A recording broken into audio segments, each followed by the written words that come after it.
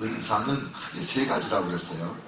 우리가 흔히 말하는 성령의 은사, 방언, 예언, 가르치는 은사, 병 고치는 은사, 이런 성령께서 임하셔서 우리 가운데서 나타나는 하나님의 초자연적인 능력을 성령의 은사라고 그래요. 그런데 하나님의 종들조차도, 목사님, 선교사님들, 종들조차도 성령의 은사가 하나님의 일을 하는 주된 능력이 되는 분이 한 60%? 그 정도밖에는 안 돼요. 그러면 나머지 40%, 35%는 뭘로 사역을 하냐? 타고난 재능이나 습득한 기술로 하나님을 섬기는 거예요. 그러니까 우리가 타고난 재능을 무시하면 안 됩니다. 다음 주에는 우리의 타고난 기질, 사람의 기질하고 성령의 은사하고 어떤 연관이 있는가를 말씀드리려고 그래요.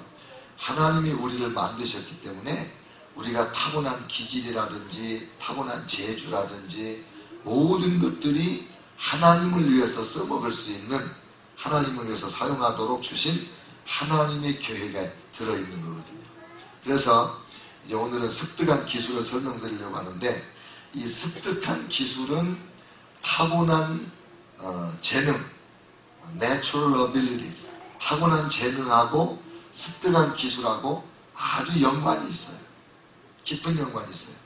타고난 재능을 크게 네 가지 영역으로 나눴는데, 창의적인 재능, 예술적인 재능, 드라마, 음악, 이런 재능, 타고난 재능이 있고, 두 번째는 인식 능력, 이 머리 쓰는 것, 그러니까 사고방식이나 지적인 능력이나 이런 것이 이 타고난 재능의 두 번째 영역이고, 세 번째는 육체적으로 민첩한 사람들이 있어요.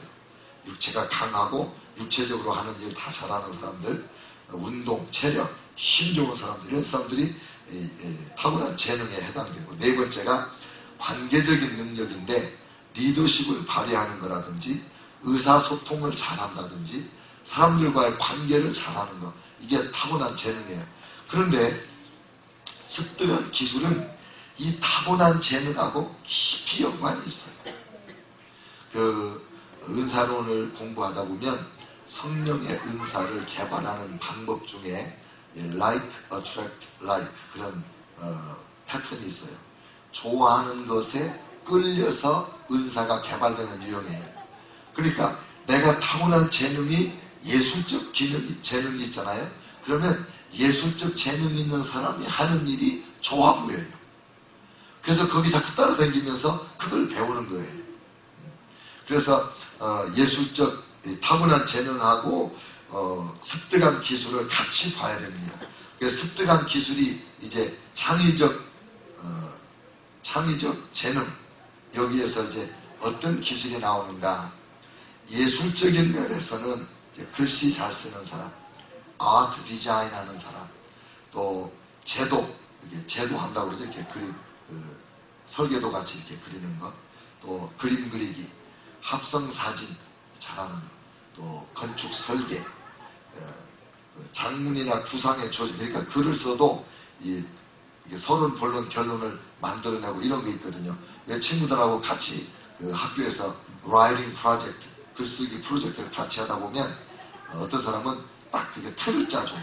어떤 사람은 거기에 막 살을 붙이고, 어떤 사람은 자료를 조사하고, 이런 재능들이 그 팀마다 다 다르게 있잖아요. 근데 그런 창의적 재능 가운데 예술적 기능이 있는 사람들이 글쓰기에 구상을 잘하는 거예요. 그 다음에 색의 관계, 색하고 관계를 잘하는 거예요. 제가 제 나름대로 색을 보는 안목이 저도 있지 않겠어요. 그죠? 그래서 제가 이제 넥타이를 메고 나가면 아무도 주목하지 않아요. 오히려 이렇게 힐끔힐끔 바라보고 이상하다고. 난 그래도 내가 미남이기 때문에 바라보는지만 알았어요. 근데 이제 결혼해가지고 저희 집 사람이 자꾸 나보고 이거 매라고 그랬는데 내 마음에 안 들어요. 나하고 미적 감각이 영 틀려요. 그냥 안 좋아했어요. 근데 가정의 평화를 위해서 그날은 제가 집사람이 이제 권하는 넥타이를 메고 나갔어요. 근데 하루 동안에 5명인가 6명이 넥타이가 진짜 잘 어울린다고 칭찬을 하는 거예요. 그날 제가 아주 부끄럽지만 나의 미적인 감각은 상당히 수준이 있구나. 그걸 제가 알 거예요. 아무도 알아주지 않아요. 근데 집사람이 넥타이 하나 딱 보냈는데 그렇게 사람들이 알아보는 거예요. 그러니까 미적 감각이 다른 거죠. 이 색에 대한 관계, 이 색하고 이 색하고 뭐 이렇게 어울리고 이런 거, 그것도 타고난 재능에서 이제 배우는 거잖아요. 그 다음에 컴퓨터, 도안을 하고 레이아웃하고 이런 거 있죠. 그 다음에 프로젝트에 관한 책임감, 또 예술적 재능하고 관계된 거에는 뭐가 있냐면 비난을 다루는 것을 배워요. 이 창조적인 예술가들은 비난을 엄청 많이 받거든요. 천재적인 재능이다 그렇게 말하는 사람과 저런 것이 그림이라고 이렇게 말하는 사람이 항상 같이 있어요. 그래서 창의적인 사람일수록 비난을 어떻게 잘 그걸 극복하는가 다루는 거, 이걸 배워야 되는 거예요. 이것도 습득한 기술이 돼요. 그 다음에 드라마, 극적인 개념을 설계하고 연설을 잘하고 발음이 정확하고 이 딕션이라고 그러죠. 딕션, 음악하는 사람은 발음을 정확하게 그 발음을 하는 거를 수업을 해요. 딕션. 그러니까 이태리어나 뭐 이런 거 외국말 모르면서도 그 나라 말 노래를 부를 때 발음이 그 현지인들이 알아듣게 불러요. 이런 것도 습득한 기술이에요. 노래 잘하는 사람이 그 딕션, 이 발음법을 배우는 거죠. 우리 목회자들도 이 발음법을 배웁니다. 배워야 됩니다. 안 배우는 사람이 너무 많죠.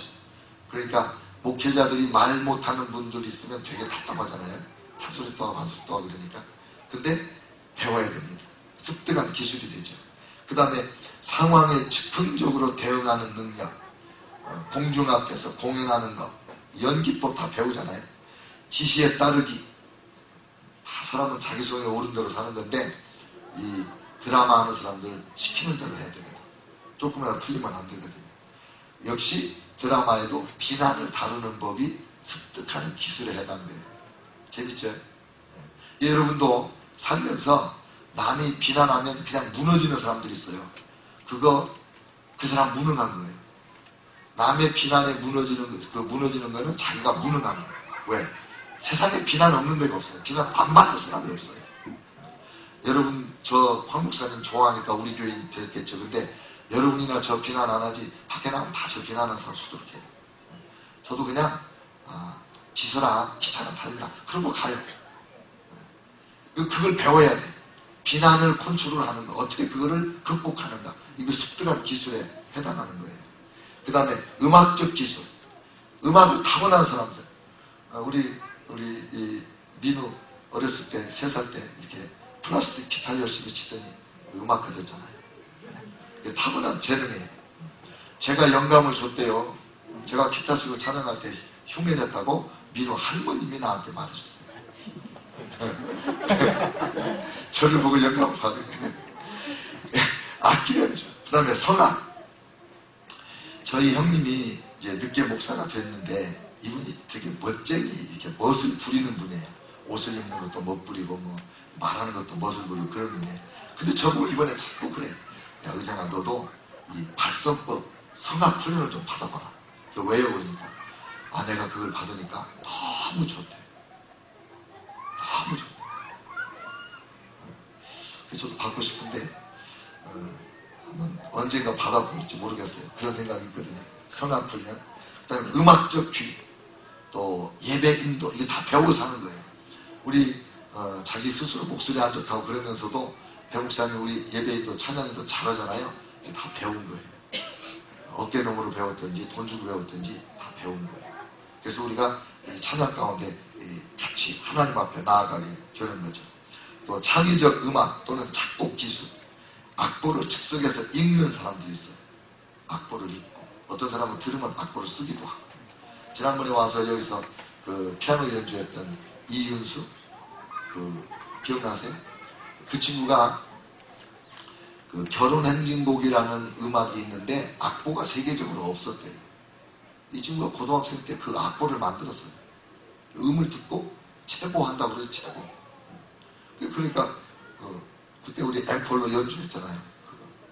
그 자기가 듣고 그거 보고 사람들이 천재라고 그랬어요. 네, 그런 귀가 있는 거죠. 근데 그걸 거기서 그치면 안 돼요. 계속 개발을 해야 돼요. 개발. 많이 유명해졌더라고요. 지난번에 조영남 씨 그 한국에서 텔레비전 특집 공연하는데 거기 나와서 피아노 연주하고 그러더만 그 연수가 배워야 됩니다. 그 다음에 이 창의적 지원 기술에 이제 기술이 나오는 게 창의적인 재능을 지원하는 기술을 습득하는 거란 말이에요. 우리는 너무 심플하게 몇 가지만 배우는 거예요. 피아노 배우고 기타 배우고 바이올린 배우고 몇 가지밖에 안 배우잖아요. 근데 사실은 이런 게 전부 다 배울 것들입니다. 그 다음에 인식 지원 기술이 있어요. 인식, 타고난 그 지적인 능력이 있으면 자기 훈련을 할 수 있어야 되고 시간 관리하는 것도 배워야 되고 개인적인 목표 설정하고 그 다음에 위에 있는 권위에 대하여 순종하는 것도 배우고 그리고 끝까지 책임을 감당하는 것, 관대함 이런 것, 적성이 다 훈련을 통해서 이렇게 습득해서 성숙한 사람이 되고 유능한 사람이 되는 거예요. 그 다음에 교육적 지원 기술이 있는데 공부 잘하는 사람이 머리 좋아서 공부하는 것이 확률이 95%라고 그랬잖아요. 그런데 여러분 거기에 보탤 게 있어요. 공부 잘하는 사람은 공부하는 방법을 알아요. 이런 얘기하죠. 아이고 공부 못하는 것이 공부 좀 하라고 그러면 뭐 영어책, 수학책, 뭔책 다 꺼내놓고 어지러놓고 한다고. 공부 잘하는 사람은 집중을 해요. 그래서 자기 주의력을 산만하게 하는 모든 것을 다 치워놓고 집중적으로 한 가지만 딱 하는 거예요. 그래서 공부를 잘하기에는 집중력이 더 중요해요. 머리 좋은 것보다. 운동하다가 이 줄타기 하다가 이렇게 다치는 사람들 있잖아요. 집중하지 않았을 때 다치는 거예요. 다 실수하고. 그래서 이 인식적인 그 재능이 있으면 이런 걸 훈련하는 거예요. 그래서 그 책 읽는 방법 여기 전부 공부하는 거예요. 제가 지금 여기 책을 이만큼 갖다 놨잖아요. 이게 전부 무슨 책인지 아세요? 주제가? 제 책꽂이에 있는 거 그냥 대충 뽑아왔는데 이게 전부 독서법이에요. 책 읽는 방법만 해도 책이 이렇게 많아요. 근데 여기에 세계적으로 유명한 책은 없어요. 제 책꽂이 없더라고 집에 있는지. 삶을 변혁시키는 책 읽기 이런 책도 있고 보통 책 읽기 그러면 여러분은 생각하는 게 빨리 읽는 거잖아요. 어떻게 하면 빨리 읽을까? 그런데 제임스 사이어라는 분은 뭔 책을 썼냐면 How to read slowly 어떻게 천천히 읽을 것인가. 천천히 읽는 것도 기술이에요. 왜냐하면 읽고 많이 기억해야지. 이분은 책을 공격적 책 읽기 이렇게 썼어요. 공격적 책 읽기. 여러분 대부분 사람들이 책 읽으라고 그러면요 그냥 편안하게 그냥 누워서 이렇게 다리 꼬고 소파에 앉아가지고 이렇게 홀짝홀짝 마시면 이렇게 읽잖아요. 그런 거는 시나 산문이나 소설이나 이런 거 읽을 때 그렇게 읽는 거지 공부할 때 책은 그렇게 읽으면 공부가 안 돼요. 공부할 때는 전투적으로 책을 읽어야 돼요. 이 책을 딱 보고 이게 300페이지다. 그러면 내가 1시간에 50페이지 읽으니까 6시간짜리인데 1차적으로 내가 1시간에 읽는다. 그래서 한 번 1시간에 읽어야 돼요. 그리고 2번 읽는다. 그리고 공격적으로 책 읽기. 이게 책 읽는 것이 기술이라는 거예요. 배워야 되는 거예요. 그냥 저절로 안 돼요. 공감적 책 읽기. 저자하고 공감을 하는 거죠. 그 다음에 리더. 지도자는 책을 읽는 독서자다. 그런 우리 친구 목사님이 쓴 책이에요. 금방 까먹을 것은 읽지도 마라. 그 유명한 장경철 박사가 쓴 책이에요. 금방 까먹을 것은 읽지도 마라. 신문 왜 읽어요? 그 많은 시간을 들여서. 대충 보고 말아야지. 신문을 하루에 30분 이상 읽는 사람 치고 유식한 사람 많지 않을 것 같은 내용을. 금방 잊어버릴 거잖아요. 읽어야 이긴다. 이번은 읽어야 이긴다. 독서 고수들의 실용 독서 비법. 읽어야 이긴다. 이분은 또 세 분이나 연대해가지고 쓴 책인데 5차원 독서 치료 이런 책도 있고 영적 성장으로 가는 즐거운 책 읽기 이런 책도 있어요. 굉장히 많은 책이 있어요. 이 책은 제가 번역한 독서법 책이에요. 우리 지도 교수님이 쓴 건데 지도자를 위한 독서법. 우리 모견이가 어느 날 제 사무실에 와가지고 저보고 그래요. 아빠 이 책 다 읽으셨지요? 내가 책 읽는 방법이 여러 가지지. 그렇게 대답했어요. 여기 있는 방법의 5가지 독서법 중에 훑어보기라는 방법이 있어요. 제일 쉽게 읽는 거는 대충 훑어보기, 그 다음에 찾아 읽기, 띄엄띄엄 읽기, 확인 독서, 심층 독서, 연구 독서. 제가 책을 살 때는 대충 훑어보기 하고 책을 사요. 그러니까 읽고 사는 거예요. 한 20분 내지 30분 안에 책 내용을 대충 파악을 하는 거예요. 근데 그 30분 그렇게 대충 훑어보기 하고 나서 정독을 해도 그렇게 더 많이 얻을 게 많지 않아요. 기술이 있어요. 지금 우리 목사님들 모여서 독서를 한 달에 한 권씩 모여서 이제 기도회도 하고 책을 한 권씩 읽는데, 하나님을 기뻐하라 이 책을 읽기로 했는데 이 책이 너무 두꺼워요. 500페이지예요. 그러니까 목사님들이 한 달에 못 읽었어요. 이건 다. 그리고 이 책이 어려워요. 그래서 이제 어제 이 책 토론을 하는데 다들 이거 다 못 읽어가지고 다 이래. 저보고 물어봐요. 목사님 다 읽으셨어요? 그래. 기술로 읽었습니다. 제가 기술로 읽었습니다. 보니까 이 저자는 아주 그 유명한 목사님인데 학자예요. 그래가지고 서론 읽고 결론을 읽으니까 내용이 다 나와요. 다 파괴하고 갔어요. 독서는 기술이에요. 여러분, 우리가 이런 기술을 익히지 않으면, 습득한 기술이 없으면 아무리 타고난 재능이 있어도 그 재능이 빛나지 않을 가능성이 높아지는 거죠. 기술을 가르쳐줘야 돼요. 그 다음에 분석적 추리의 기술, 비평적 사고의 기술. 제가 이제 논문 쓰는 방법을 몇 년 동안 강의를 했잖아요. 박사학위 논문 쓰는 방법을. 그때 이제 이런 분석적 추리, 비평적 사고 이런 걸 가르쳐 준단 말이에요. 그런데 우리 아시아 쪽의 교육이 특별히 잘 안 되는 게 이 분석적, 비평적 이런 교육이 잘 안 되는 것 같아요. 그러니까 그냥 선생님이 얘기하는 거 그대로 받아가지고 그대로 암기해가지고 그대로 쓰면 좋은 점수 주고, 근데 미국에 오니까 영딴판이잖아요. 교수님 얘기한 거 그대로 쓰면 점수가 C예요. 자기 얘기를 하고 교수님의 의견을 반박도 하고 거기에 대한 논증도 하고 이래야 A가 나오는 거예요. 그러니까 이 서구 학문이 더 발달하고 미국에 그렇게 많이 유학생이 와야 되는 이유가 그런 거죠. 미국은 이 독서법을 가르치고 어려서부터 글 쓰는 법을 가르치잖아요. 5학년, 6학년 때부터 연구 프로젝트에서 글 쓰는 걸 가르치거든요. 그러니까 이런 기술이 발달해야 공부도 잘한다. 머리가 좋은 사람도 훨씬 탁월하게 공부할 수 있다. 그런 거죠. 분석적 기술은요, 어떤 연구를 시작하면 평가하고 논리적으로 생각하고 수학적으로 생각하고, 저희 지도 교수님은 이 책을 이렇게 딱 잡으면요, 목차를 한참 연구해요.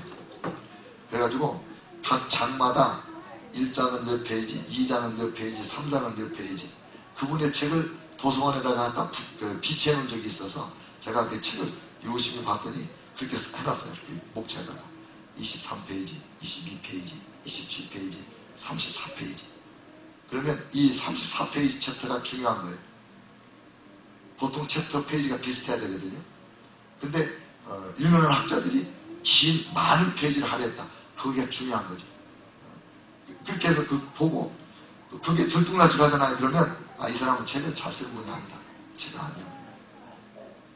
그게 다 공부하는 기술에 해당되는 거겠죠. 그 다음에 인식에 있어서의 전문적 기술, 이런 게 이제 회계학이라든지 뭐 컴퓨터 언어라든지 커리큘럼 개발, 이런 게 전부 인식적인 타고난 재능을 개발하는 기술들입니다. 여러분, 기술 개발을 하지 않고는 유능한 사람이 되지 않는다. 이걸 아셔야 돼요. 그리고 이 기술을 개발해서 그 기술로 하나님을 섬기고 또 세상에서 직업을 갖고 일을 하고 그러는 거죠. 그 다음에 세 번째, 육체적인 민첩함에 따르는 그 기술이 있어요. 운동을 잘하는 사람이라도 축구를 배워야 축구 선수가 되죠. 안 배우고 선수 될 사람은 없잖아요. 아무리 타고난 운동 재능이 있어도. 그래서 이 운동할 때도 주의 집중력도 필요하고 적응력과 창의력, 지구력, 목표 설정과 달성 이런 거 다 필요하죠. 전문적 기술에서 이제 세움, 건축 같은 거, 목공, 바느질, 매듭, 또 이런 고장난 물건 고치기. 여러분 어제 우리 기도에 참석했던 목사님 중에 김 목사님이라고, 이분이 자기 취미생활 얘기해서 우리가 다 놀랐어요. 이분은 500불을 주고 BMW나 아우디 옛날 80년대 이런 데 나온 차를 한 대 산대요. 그러면 똑같은 모델을 2대, 3대를 더 산대. 가지고 다 뜯어가지고 안 좋은 거 버리고 좋은 걸로만 한 대를 만들고 나머지는 한 50불 주면 그 차 걸고 와서 실어간대요. 그러면 좋은 차가 한 대가 나오는 거예요. 지금까지 60몇 대를 조립을 했대요. 배워서 하는 게 아니고 목사님이니까 어려서부터 신앙을 했으니까 언제 그런 거 배웠겠어요. 근데 자기는 혼자 그런 걸 하신대요. 취미로. 근데 이제 나이가 들어가지고 이 트랜스미션 같은 거, 엔진 같은 거 들을 수가 없으니까 이제는 나무로 다루는 거를 해보겠다 그래가지고 자기 집에 이렇게 페리오를 방을 들인대요. 지금 혼자 노닥노닥 하면 일주일에 하루씩 거기 달라붙어가지고 그렇게 재밌대. 아무 잡념이 없고 그 일에만 몰두하고. 근데 이런 게 이 육체적인 민첩함의 이런 기술로 나타난 거죠. 우리 종대 집사님도 손재주 너무 좋죠. 못하는 게 없으시잖아요. 하나님이 주신 탁월한 재능에 전기라든지 건축이라든지 이런 걸 배운 거죠. 습득한 기술이 우리로 하여금 하나님을 잘 섬기게 만드는 거 아니겠습니까? 그 다음에 스미스가 뭔 뜻입니까? 스미스. 예? 스미스가 쇠 같은 거 만지는 사람이잖아요. 대장장이. 그래서 브론즈 스미스 그러면 동장 만지는 사람, 골드 스미스 그러면 황금 세공인, 그 다음에 메탈 스미스 그러면 철공. 이게 스미스가 원래 그런 이름이에요. 근데 오늘 우리가 읽은 그 본문에 보면은 그 사람이 나오는 거예요. 부살렐과 오홀리아. 하나님이 주신 탁월한 재능이 뭐냐면 그 손으로 못 만지는 게 없어요. 그래 이 브론즈, 뭐라 그러죠? 브론즈. 놋을 가지고 물두멍도 만들고 건지단도 만들고 그릇도 만들고 별을 다 만들어요. 그리고 실 가지고 천도 짜고 하여간 못하는 게 없어요. 근데 오늘 본문에 보니까 이 32절에 금과 은과 놋으로 제작하는 기술을 고안하게 하시며, 고안하게 했다는 거예요. 34절에 또 그와 단지파 아히사막의 아들 오홀리압을 감동시키사 가르치게 하시며, 가르쳐요. 이 기술을 전수해 주는 거예요. 그래서 타고난 하나님의 은사로, 이 타고난 재능으로 그 기술을 개발해서 작품을 만들어내고 하나님의 성만을 만드는 역사가 일어나는 거 아니겠습니까? 저와 여러분이 이 세상에 제가 지금 몇 가지만 얘기하고 주로 지금 여기서 말하는 이런 내용들은 이 목회자들, 영적 지도자들에게 관계된 것만 말해서 그렇지, 여기 이제 모든 직업에 관계해서 말한다면 요리사 있잖아요. 남자 요리사, 남자 양복 만드는 그 기술자들. 하여간 이 재주가 보통 재주가 아니에요. 여자보다 요리를 잘하고 여자보다 바느질을 잘하는 남자가 수두룩하잖아요. 타고난 재능에다가 기술을 습득해서 배운 거죠. 그러니까 우리가 이런 모든 것에서 하나님의 주신 것을 통하여 개발을 한다. 여러분이 남보다 잘하는 거 있으면 기술을 개발해야 써먹죠. 습득한 기술이 있어야 그 재주가 드러나는 거죠. 그 다음에 관계 지원 기술이 있어요. 관계적인 타고난 재능, 인간관계 잘하는 사람, 그런 사람에게 어떤 기술이 익숙해져야 되냐면, 이제 리더십을 개발할 때 리더십이 있는 사람들은요, 그 리더십에 필요한 기술을 익혀야 돼요. 예산 세우기,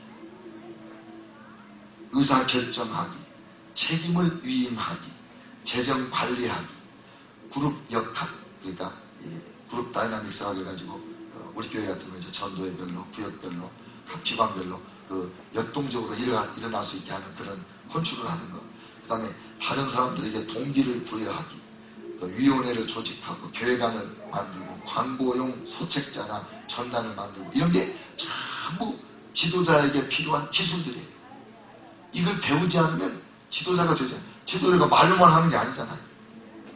그리고 지도자가 일을 시켜놓고 잘하는지 못하는지 볼 수 있어야 될 거 아니에요. 지도자는 이런 많은 기술이 여기 지금 24가지나 적혀 있어요. 지도자가 배워야 될 일반적인 기술. 이것이 없으니까 지도자들이 자꾸 실수하고 지도력을 발휘하다가 포기하고 이러는 거죠. 그 다음에 멘토링 잘하는 것도 관계에 관계된 재능인데 코치, 상담, 제자훈련, 모범이 되고 후원하고 가르치고 영적 지도력을 발휘하고 이런 것들이 전부 멘토링이 하는 일이에요. 멘토들이 하는 일. 그래서 이런 거 다 배워야 됩니다. 코치 안 배우면 안 되잖아요. 상담 배워야 하죠. 모든 걸 배워야 돼요. 기술이 다 필요해요. 제가 내적 치유하는 것도 내적 치유 기술이 있어요. 기술. 예수님을 믿는 사람, 성령의 충만함을 받은 사람이 내적 치유 기술을 배우면 누구나 할 수 있는 게 내적 치유예요. 기술을 안 배우니까 못하는 거죠. 기술을 안 배우니까. 그 다음에 목회를 할 때도 목회 사역 기술이 있어요. 또 기도에도 기술이 필요해요. 기도, 금식 기도. 또 기도할 때 성경을 어떻게 활용하는가 이런 것도 기술이에요. 긴 시간 동안 기도하는 법. 제가 여러분에게 가끔 설교도 하고 가르치기도 하는 전신갑주 기도나 주기도문 기도나 십계명을 통한 회개 기도나 성경을 가지고 기도하는 것으로 기도 시간을 길게 오래 기도한 내용이 무궁무진하게 가르쳐 줄 수 있잖아요. 이런 거 다 배워야 되는 거지 저절로 되는 게 아니거든요. 그 다음에 기도 공책을 사용하는 방법이라든지 또 이렇게 안수기도를 통해서 능력을 받게 하거나 은사를 받게 하거나 이런 것도 전부 기술에 해당돼요. 훈련이 필요해요. 교육이 필요해요. 또 전문기기. 제가 처음에 우리 교회 개척할 때는 이제 컴퓨터 모든 걸 제가 다 했으니까 그때는 저도 터덕거리면서 조금씩 다룰 줄 알았는데 부목사님들이 워낙 탑을 해요. 요즘 부목사님들은 컴퓨터에 대해서 프로그램에 대해서 너무 잘 알아요.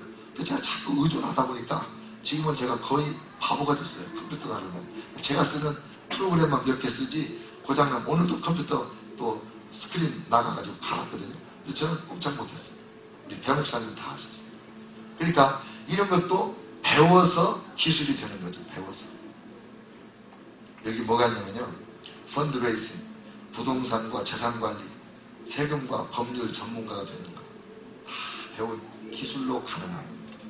근데 안 배우니까 정말 너무나 많은 경우 억울하죠.